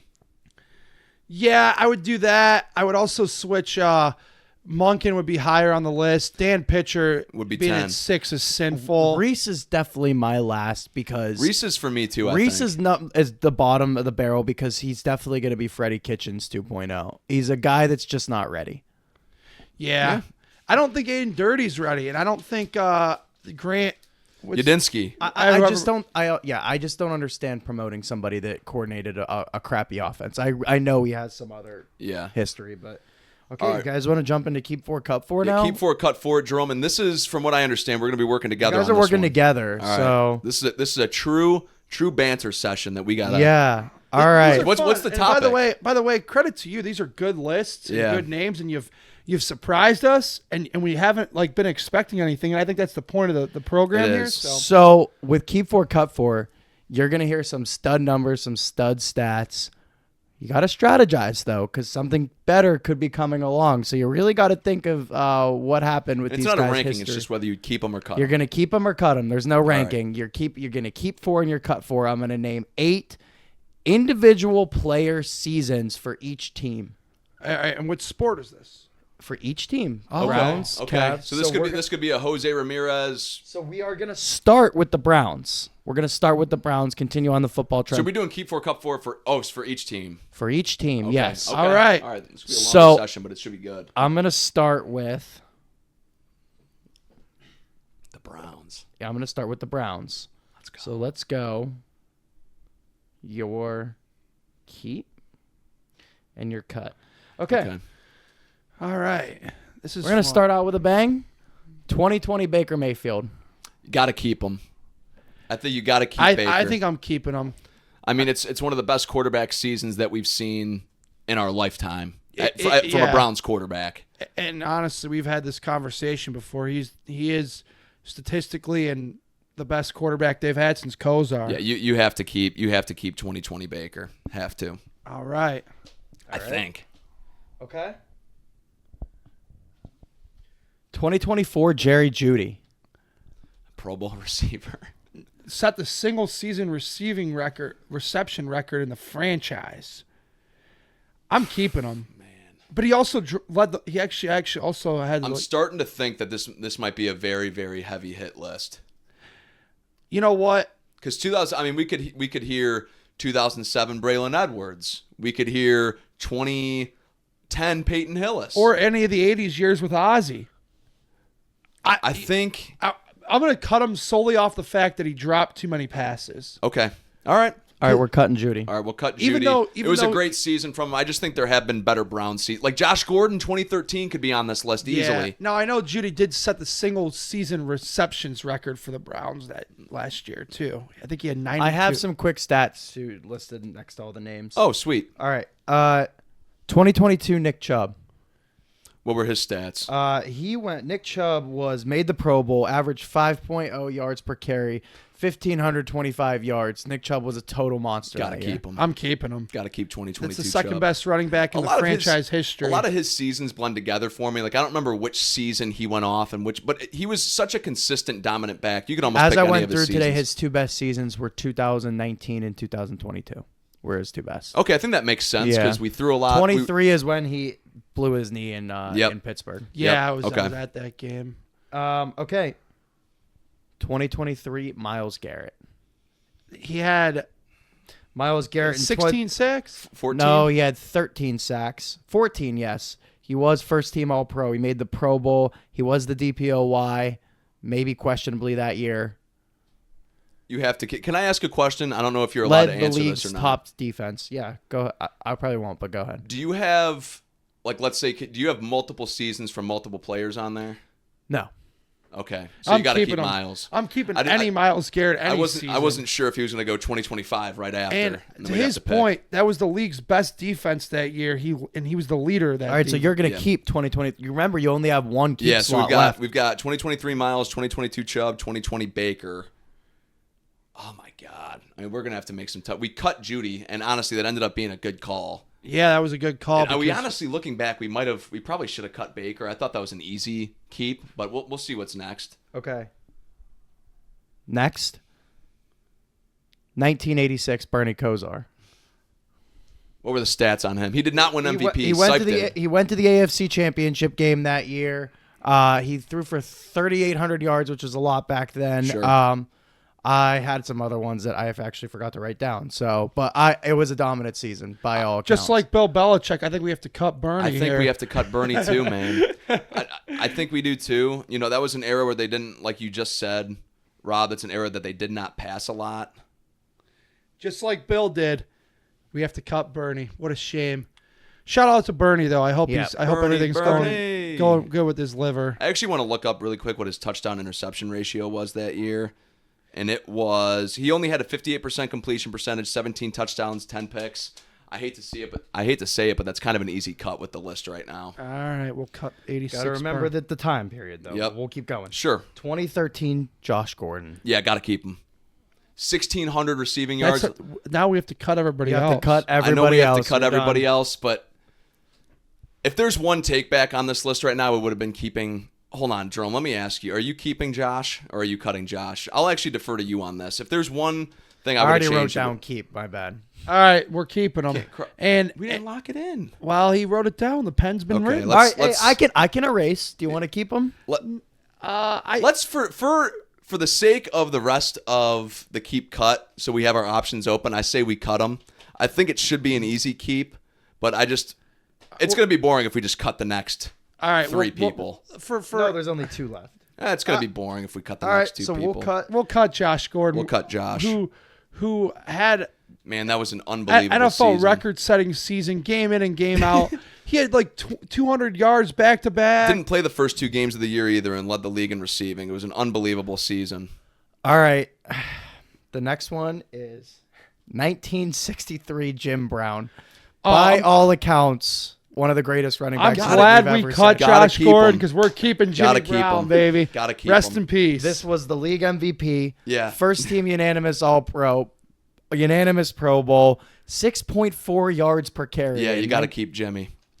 That ended up being a good pivot from us, Jerome. Good call, because I was going to keep Gordon. Yeah. All right, so you got your cut. You got your keeps. Our last one, we gotta cut him. You ended up cutting 2011 DeQuell Jackson. That's okay. DeQuell was a stud, one of our best middle linebackers we've had since the return. But when it comes to stacking him up against everybody else, I think led it's the an league easy in cut. tackles that year and was unanimous All-Pro and Pro Bowl. Yeah, That's a tough it's a cut. tough one. I think the only He was thing a that beast that year. I think the only thing we botched was immediately keeping Baker, and I'll take the fault on that because I said it immediately. Was immediately keeping Baker, and then that last spot probably should have been between Gordon or Jackson, and I probably would have went with Gordon. I might have went with Jackson, but that's okay. We never got there. All right. Ended up not being a horrible list. No. We really No, only I would have, in my opinion, I probably would have cut 22 Chubb and brought over 2013 Gordon. 2013 Gordon was on. It was crazy. 2013 Gordon was unbelievable. Yeah. All right. All right. On to the guards. On to the guards. Guards. Here we go. 2018 Jose Ramirez. 18 was I'm gonna say too, because you alluded to it on the last list. These are all above average players. These are like good seasons. Okay, in good. Cleveland. Okay. Like we don't want Yeah. Yeah. so we're Like I not said, getting. Ronnie Belliard. Yeah, We don't want him on here. You keep dogging on Ronnie Belliard, man. It's always the first. We don't okay. want 2020 Andrew Sandejo. We don't you know want, what I mean? no. We don't want Ryan Garco. I'll switch it up Yeah, for you. or, All right. yeah, I get it. right. 18 Ramirez, dude, he fell off the last 2 months because he tried to get that The 40th home run. I remember that season. He stuck at 39. Yeah, 39. Still finished third in MVP voting. He does that every year, though. 30 season, 39 bombs, hit 270. You got to keep in mind he's not going to repeat Any other Jose Ramirez season. It has to be. I always want Jose Ramirez on my roster. Well, I think considering you had him as the number one guardian, I think we have keep to keep him. Have to keep him. I think we keep him. Because even if, let's say we can put him in a spot where maybe he hits fifth on this keep four, cut four, you know? Yeah. 2017 Carlos Carrasco. Wow, he was good. I remember that season. I think he had a 3-something ERA. Robbie. Is that He accurate? finished top 5 in Cy Young voting that year. Is he I couldn't believe it. Yeah, he had a 3-something ERA? He pitched to a 3.29 ERA, top 5 in the Cy Young voting, and had an 18-6 win-loss record. Am I crazy to say that we cut him? Well, because I think there could be some. Kluber could be on here. One of his Cy Young seasons. One of Sabathia's Cy Young Cliff seasons Lee. could be on here. Yeah, Cliff Lee. And we're just talking pitchers here. We haven't even gotten to Lindor or Tony. All right, you're cutting him? I think we got to cut Even Cookie. though I did, as soon as you said 17 Carrasco, I remembered his numbers immediately. Yeah, you He was did. phenomenal. But we're making the decision to cut. But that's a tough cut. I think you got to cut Cookie, yeah. Yeah. We'll do what the Dolans did. He asked for an extension. They sent him elsewhere. Yeah. They sent him with Lindor to New York. 2024 Josh Naylor. I mean, hell of a he hit season. but- 300. Hell of a season, but I think you got to cut him. He hit 300.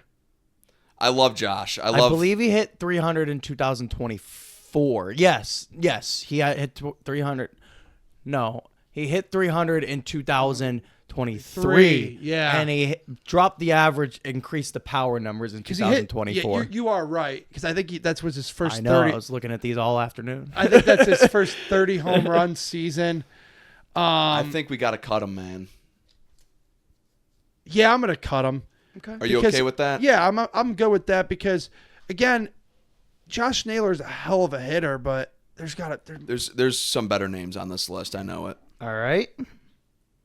We're gonna come up on 2024 Emmanuel Clase. keeping him. Got to keep him. 100%. Got to keep I mean, him. he as had long the- as it's not in the playoffs. He had the greatest non-Mariano Rivera closer season I've ever seen. You got to keep the gambler. I mean, the guy gave up 5 runs in 162 games. .64 ERA. Yeah. It was unbelievable. Absolutely. First team all MLB. He was unbelievable. You got to keep him. Yeah, I mean, again, like you just said, 0.6. He gave up 5 runs in the entire season. I was actually there for one of those when he gave up a home run to Andrew McCutchen. Were you booing him? All right. No, because it didn't matter. Good. 1996 Manny Ramirez. Oh man, what were his numbers that year, Rob? You haven't pulled 33 home runs, 165 RBIs. up? Average. I didn't put the average down. all right. He And- finished top 5 in the MVP. And I he, know. he hit like 7th because their lineup was so loaded. Their lineup was ridiculous. I'm gonna pull up that season. You said it was 96. Yep. I just want to see the average. I want to say he was in the 300s that year. Most of them were. He batted 309. Got to keep Manny. So that's it. No, it's not. No. That's our third you're keep. You're keeping 96 man. Oh, 100%. Keeping 96 Manny. We kept 24 Clase and 2018 Ramirez. We've got one more keep, and I believe we've got 2 more cuts, Robbie. Yep. You got one more keep. So you're going. Yeah, you got to keep Manny. So here we come up on 2013 Justin Masterson. You know, he was good and all, and this episode is in honor of him, but he's not good enough on any significant staff to keep. Like, So you're talking 3.45 ERA, All-Star, the ace that led them to the playoffs for the first time in a while that year. So Yeah. I'm in agreement with him on this one. I do think there's probably a better name coming with these last two. It's not to discredit Justin. It's a credit to hopefully whoever comes next. yes. 2013 Masterson. Very, very good. So you have one keep, one cut left. Not great. Yeah. 2002 Jim Tomei. Numbers? Dude hit 52 home runs that year. Well, what do we have? We need another pitcher, though. No.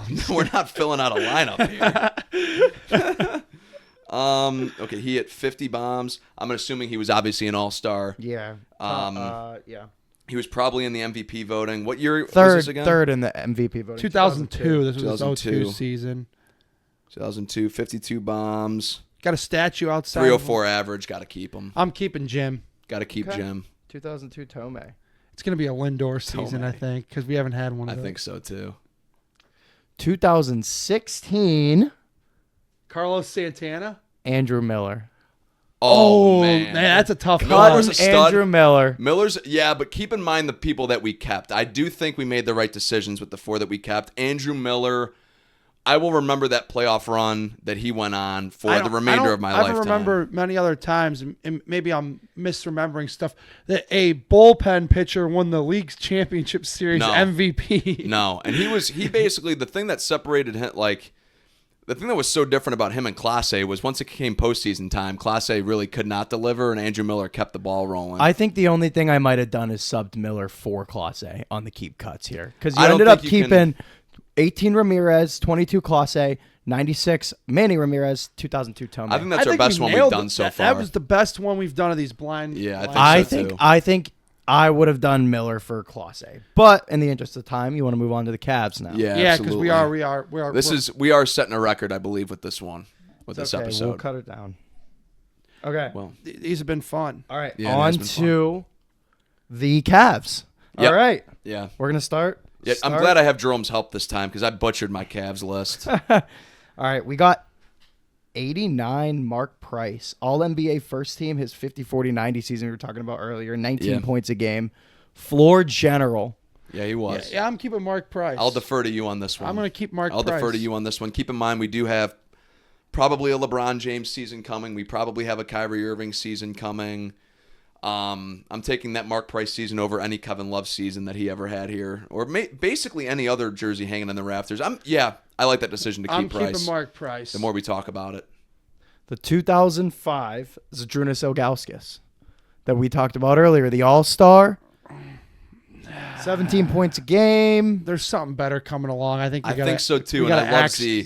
My number 2 Cav of all time We gotta on my list. we gotta axe I do think we gotta put him. the cut him, Lithuanian unfortunately. sensation is gonna have to be cut here. Yeah. Wow. Okay. No love for the Lithuanians. No, there's plenty of love. I had him at 2. Yeah, My there previous is. list. Previous. All right. 2009 Mo Williams. Yeah, you got to cut him. LeBron's second You got to guy. cut him. At the time, he was easily a top 15 point guard in the league. Oh, he was. I mean, he was LeBron's Robin. Yeah, he was. He was. It wasn't the best Robin in the league, but us Cleveland fans at the time, growing up, I thought he was one of the better Robins. I still in the have league. my Mo Williams number 2 jersey and wear it proudly to a couple Cavs games a year. Yeah, Mo was good, but you got to cut Mo. 2016 J.R. Smith. Got to cut him. Wow. Do you not? What do you think?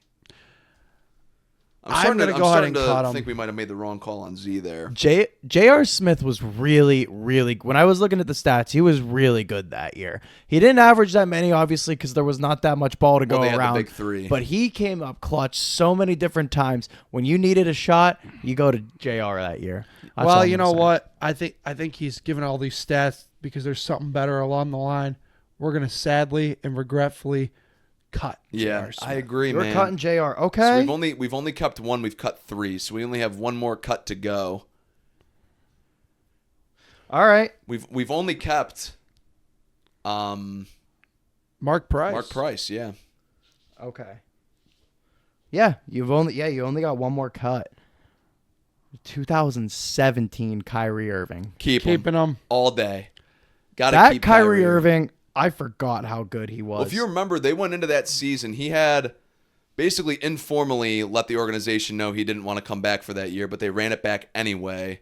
And then he still played hella ball, and then we traded him the following offseason. He was unreal that year. He was Sure he was. averaging a little bit over 25 points per game. Top 3 Cav of all time. He seemed like intellectually he reached a new level that year. Yeah, his game matured, absolutely. Which, if we want to talk about intellectual steps, 2018, I couldn't make a list without him. LeBron James. Keep him. keeping any LeBron season he had in Cleveland. Any LeBron season he's ever had, bro. I would have taken rookie LeBron James over. I think That was the season in Cleveland. 2018 LeBron James is still to this day the best LeBron I've ever seen. He was I special. disagree. He was special, man. He was on a different level because intellectually he understood the game better than he ever had. LeBron has come out and said and he played all 82 games. He the only did. time He played ever did. all 82 that year. He should have been the MVP over Harden that year. 100%. Every stat proved it. That's exactly. The NBA is so obsessed with their parity. I'm actually getting fired up just talking about it because I remember in 2018 me being pissed about this, and it still bothers me that LeBron didn't get his 5th MVP that year. He 100% should have had it that year. I he agree was with you, unreal that year. Yeah, he was unbelievable. I think the two arguments for the best LeBrons are 2013 Heat, his 3rd year in Miami. Ooh. Was that Game 6? That was Game 6 LeBron in Boston, right? Yes. Unbelievable. And LeBron. then the 2018 LeBron.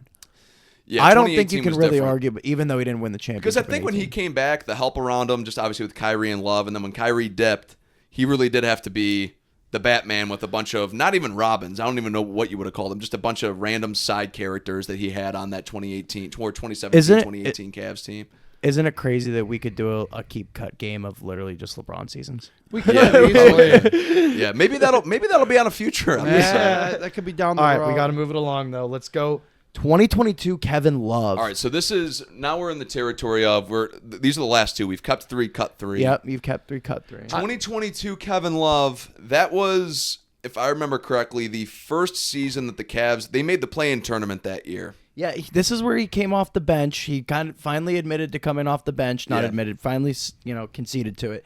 And he was really good. He was 13 points per game. He shot the ball from 3 really, really well. And then he ended up finishing 6th man of the year, voting 2nd. It was a great season, but I'm cutting it. I agree with you. Like I said before, he's my favorite Cavalier of all time.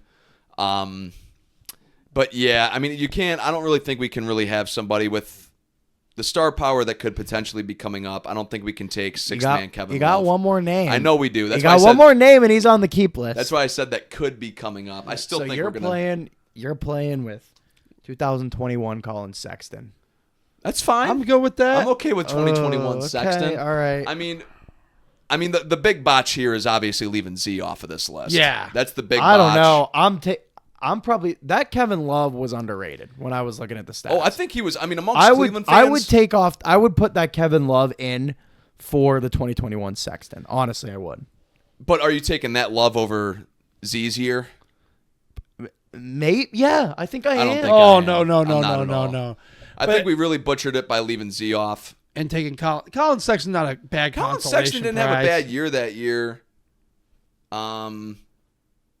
It is like wild with this That era. was The his Cavs, last like year in Cleveland, though, if I remember. people forget Colin Sexton played a handful of years. Like, yeah, he played 4 seasons here. I want to say it's like very forgotten now. All right, guys, ready for the last one? I said I was going to leave it as a surprise, and I think you're really going to like this one in the interest of everything going on. We are going to go to the best single-year NFL coaching jobs ever. Wow. Okay. So you have a single Keep 4, year. cut 4. You have keep 4, cut 4. You have a single year. So in order to get into it, we'll just start. Cleveland related, obviously. No, this is across the NFL. Oh, wow. Okay. Yeah. Okay. So This will be interesting. we're gonna start with 2023 Kevin Stefanski. 2023 Kevin Stefanski. I'm keeping that. That was an unbelievable coaching job I with the think hands I'm that he was keeping that dealt. 10 times out of 10. I'm Injured just gonna Nick Chubb. say He did have the league's best defense. That's all. He had the league's best defense, but he had an injured Nick Chubb. He didn't really have a ground game running for him. They pulled Joe Flacco off of the couch, and they ran a very systematic He won and 2 phenomenal games offense. with Dorian Thompson-Robinson. Yeah, I think you got to keep so Stefanski. we're gonna keep him. I'm Yeah, gonna keep that. you Might gotta be keep bias out that. of us. I know there's probably gonna be there's gonna be some other ones that come up, but I do think we got to keep Stefanski. That was an unbelievable coaching job. And he it did ended in misery in 2023. Houston. They got their asses kicked, but even the run to get there, that the December they had that year was one to remember. It All was. right. It was fun. Let's go. 1991 Bill Belichick in Cleveland. I don't think that team were they were like, I want to say like they weren't anything outstanding. I mean, they went to the playoffs. They did go to the playoffs. According to my research, they went to the AFC Championship game that year. The 91 team? I know the 86, 87, 88 all did. Unless my research was wrong. I doubt it. Vinny Testaverde. No, Bernie was still the quarterback because Bernie got cut in 93. Yeah, I mean that was obviously a good Browns team. I don't know if we can lead off with two Browns coaches to lead off on the keep side of things. That's an interesting one because Yeah, I mean, I'm gonna say this might not be what we should do. I might lean cut here. yeah. Just for parity reasons and also just to keep Browns on opposite sides. So All right, we're gonna cut him. we'll cut 91 Cut Belichick. 91 Bill because that team. Now, Yeah, the team did not. My research was incorrect. Okay. So we're gonna cut All right, this good segment. job out of us, Jerome. Yeah, I was gonna say I don't think that team. I know when they went to the AFC title game because they haven't won a division since That was in the 89. 80s. Yeah. Yeah. Okay. All right. I mean, That's they- fine. they- 91 that was Belichick. when Bill decided he was going to get rid of Bernie though. It's been 2 written years down. later, and they had Vinny Testaverde, which All Yeah. right. Next, we're gonna go to 2009 Jim Caldwell. oh I mean, listen. Jerome is like the biggest Jim Caldwell fan that I know. So I do think you're going to be logical in this though. What are you leaning? I think with that was the first year Dungy was gone, right? Yeah. And there was no drop off. Yeah, that's exactly what happened. And there was, according to my research, a lot of turmoil between what was, Dungy, who Dungy's replacement was going to be, and they ended up going to the Super Bowl. They lost to the Saints. Yeah, I'm keeping that Jim Caldwell season. I think he kept everybody calm, cool, and collected. I think. All right. Yeah, you know what? I'll give you it. I'll give you Caldwell All right, for you're sure. going to keep 2009 Jim Caldwell. We'll take 9 Caldwell. We're taking Jim Now, you Caldwell got to remember, over Belichick. Peyton Manning was his quarterback. I mean, Sure, That's but okay. Sure, but Dungy was a Hall of Fame coach who walked out the door and retired, and there was no drop off with Jimmy C. all right, I'm None. coming hot. Yeah. 2018 Mike Vrabel. Beast. Titans. Got to the AFC Championship Yeah, they game did. with That- Ryan Ended, Tannehill. Ryan ended Tannehill. Tom Brady's dynasty. they really did. Yeah, he did. And that was that Titans team was actually very similar to the 2023 or even 2020 Browns in terms of trying to have a ground game going, make the conservative passes. They went to the AFC Championship Had a game with good defense. Ryan Tannehill throwing the ball like a dozen times a game. You know what? I'll keep Vrabel. That means we only have, Oh, wait a minute. Yeah, what do you want to do here? I kind of want to keep Vrabel. I want to keep Vrabel because I think that was a lot of coaching. I think it was a lot of coaching as And well. and I think that was Mike Didn't they Vrabel beat- and Derrick Henry. They rode those two all the way to the AFC. yeah, they title. did. I think they beat the Lamar Ravens that year too, didn't they? Yes, they did. Yeah, that was a hell of a coaching Derrick class. Henry was throwing touchdown passes that game. That's right. Yep. All right. 2021 Rich Bisaccia. The guy did a great job. Yeah, he did. He's not took- on the keep side.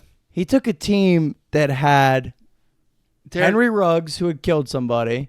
Then, what's his name? John Gruden left because Well, he was sending inappropriate emails. Right. No, He Rich took a team that Bisaccia was started on the ship. He took a team that was on the edge of absolute disaster. And as you both know, I no one sang Rich Bisaccia's praises more than I did that year.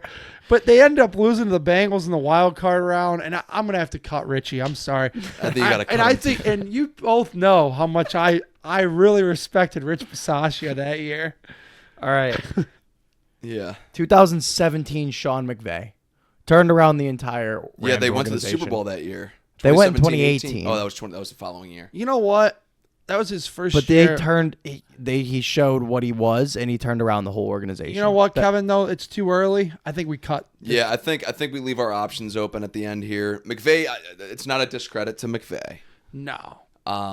Yeah, I think you cut McVay. 2017 McVay, I do. 2021 Rich Pistachio was excellent. Still can't get over that he's on the list, huh? All right. 2023 Mike Tomlin. Oh man, That's divisive amongst this group. That one. You know what? They were so out of it. They had that Matt Canada offense that everyone They in ended up- Pittsburgh was the, about the to Browns. The scream Browns for. got Matt Canada fired because they came here. We beat them with DTR. The next day, they proceeded to fire Matt Canada. They benched Kenny Pickett for Mason Rudolph, and then they actually played the Bills somewhat competitive in a snowstorm that day. I think you cut Tomlin. Actually, I mean, but You're going to cut Tomlin? if you talk about true coaching, I'm going to confirm it with my co-host here. if you do talk about true coach, I mean, that team was left for dead, and he somehow got Mason Rudolph, because they were. Look at you singing Tomlin's praises Well, now. no, but again, Are you keeping? I'm going to defer this to you, bud. I'm going to go ahead and cut it. But at the same time, Good. He Mike- had a very, very good coaching season. that was season, I excellent. thought, because we beat the crap out of, or not the crap out of them, but GTR led that game-winning drive, and they were they had a 0.2% chance to make the playoffs at that time. So All right. The person that you ended up keeping Yep. was 2012 Pete Carroll. I'm fine with that. Fine with that. That Absolutely. was Russell Wilson's rookie year, Yep. and they did it phenomenal. Yeah, They absolutely. went to the playoffs, but that was really when he established the Legion of Boom. Yeah. Yeah. I would say really the only mistake made here is I'm putting McVay on my keep list 100%, and I'm Okay. going to take off probably 2009 Caldwell. Kevin knows I'm never cutting Jim Caldwell. Yeah, from you know any what, list. Jerome? I actually think we came pretty close to nailing this one. We'll see what the fans think. Yeah. Well, absolutely. Thank Yeah. you. That was Yeah, a lot Robbie, of fun, that and was I a know lot that of took a fun. lot of research on your end, and you really Yeah. surprised us and shocked us. So great job. Yeah, and appreciate you having you on the show once again. Yeah. Once again, it's always a pleasure. We've Definitely, got the we Petukauskas could in come back attendance. and do more of these rankings. I really love ranking things. It's one of my favorite things. So And I will say this, Derek, great job on the other side Yeah. of the glass. Rob, great Always. job to you. Kevin, good job to you. Thank you. Make sure to follow and like us. You can do that on all the social medias. That's Instagram, Twitter, and TikTok. And then obviously this podcast is available to watch on YouTube and Spotify video. You can listen on Apple Podcast and Spotify audio. Thank you for all your help and doing a great job, really shocking us and having us thinking of all kind of old sports memories. And I appreciate you going all the way back into the 80s. Nice job. Yeah, that was a really fun time. We should do that more often, honestly. So thank you. all right, good night, That's it. guys. That's it for us. Have a great night, everybody. Good night. Go Browns.